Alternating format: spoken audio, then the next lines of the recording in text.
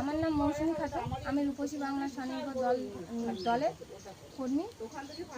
আমি আমার শ্বশুরমশাইয়ের একটা বাগান আছে, সেখানে আমি এখন সহযোগিতা করছি এবং পরবর্তীতে করার চেষ্টা করব।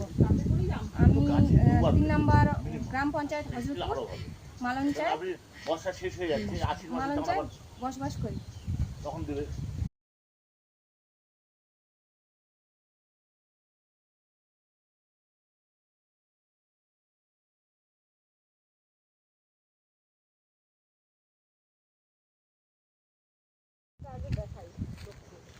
দেখো জিন্দেগিতে মনে রাখবে এটা কি দেখে গেল।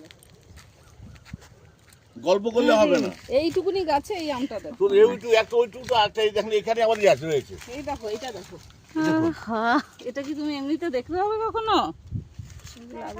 এই গাছের আমটা তুলে নিয়ে যাওয়া হয় না, দাঁড়ান, আপনি ধরুন ওটা।